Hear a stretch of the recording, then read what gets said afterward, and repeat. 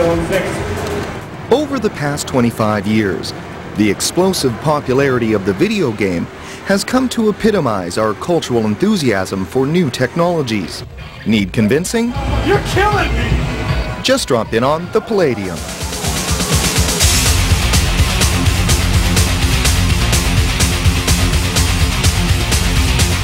With over 200 state-of-the-art games, an IMAX theater ride, and an interactive virtual restaurant. Hi, welcome to the Palladium City Diner. The Palladium is 40,000 square feet of high-tech gaming heaven.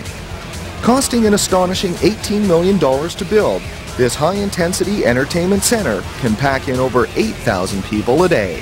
When they walk in here, through our porthole as we call it, they walk in and we call it the wow factor. Whether you climb into an Indy race and you actually feel like you're right in the car, or whether you're in a bobsled and you're cruising down an ice field, it's just fantastic.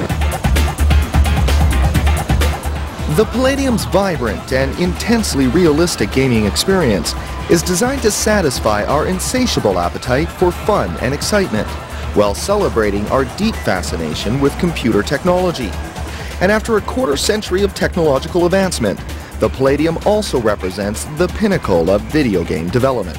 It's amazing to see where we've gone from where we were playing the handheld video games, the battery operated, to now where you're actually sitting at a machine, you're in control, as taking on this huge, big experience. Certainly, this intense gaming experience underscores the evolution of the video game, from a mere technological distraction to a powerful media product whose influence permeates our culture. However, the road to cultural prominence has been a bumpy ride, and it begins with a game called Pong. Created by Nolan Bushnell in 1972, Pong was the very first video game. Early video games were extremely simple technologically. They weren't even designed around microprocessors. They were hardwired electronics that did one thing, and when you had mastered the game, there was nothing else you could do with the technology. Compared to today's standards, Pong is a dinosaur, but at the time, it was top of the line, and it became a huge success. Pong was important because it spawned an arcade culture. The seedy pool hall began to be infiltrated by these video games, and with the video games came groups of younger kids playing games, competing with each other, and this concept of an arcade began to grow.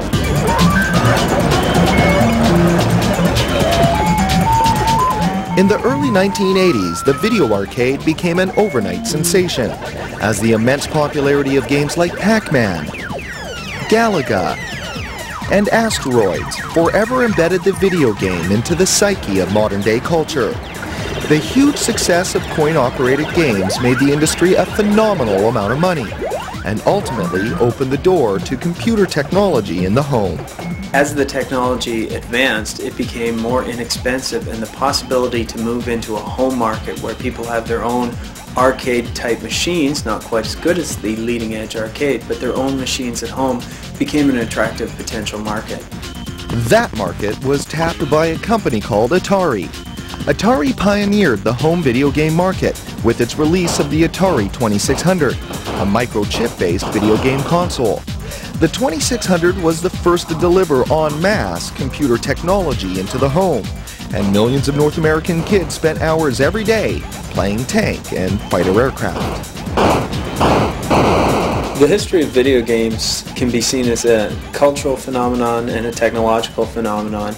It was a cultural fad, and it was a technology we'd never seen before. But just like any fad, playing home video games quickly became boring, as players began to feel dissatisfied with the simple graphics and easy game structure. The market had become saturated with poor quality games, all suffering from what's called the "it sucks" factor. Man, does this game suck? The entertainment value wasn't growing at the expectations of consumers, so they were ending up with a disappointing experience, and from that, the business crashed. In 1983, the home video game market was decimated, as game consoles were literally thrown into the garbage.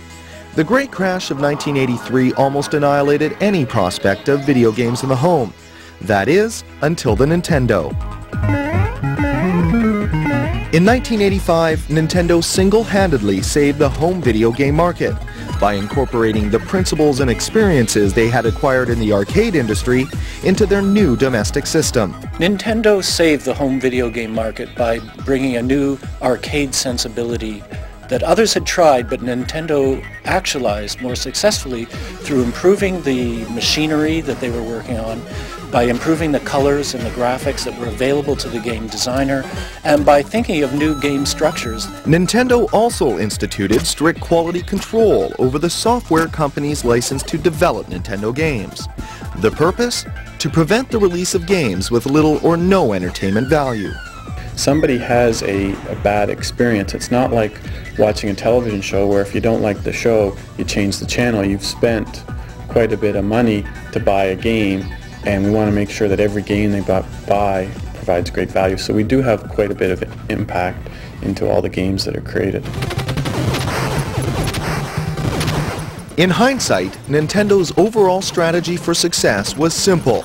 Replace the "it sucks" factor with the "it's cool" factor.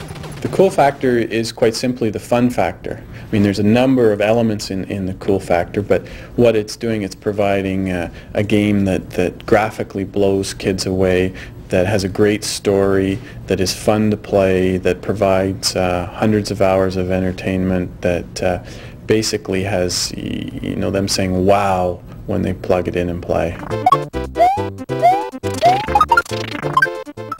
Based on the Nintendo model, the home video game market exploded in the late 1980s. Nintendo released its 16-bit Super NES. Sega introduced the 16-bit Genesis. And today, we have the Nintendo 64, the Sony PlayStation, and PC-based gaming systems. The history of the video game can be characterized as wave after wave of new technology and new game design. And basically what we're seeing now in the market is an increased power of the technology to provide vivid graphics, dynamic interfaces, and a much more engaging virtual world experience.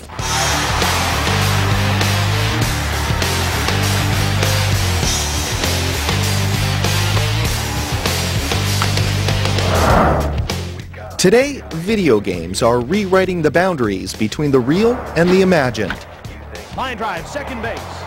Each advance in technology brings increasingly complex fantasies, ever more dynamic simulations of reality, and a synergy with both film and television. Boy, I tell you, Jim, they have really turned out here at Skydome. Certainly, the video game has transcended our traditional media, proving it's more than just a technological fad. In many respects, the video game has captured the essence of our computer-mediated society, and its legacy, no doubt, will be its continuing role in shaping it. When Insert Coin returns, we'll visit some of the world's top video game producers, and they're right here in Vancouver.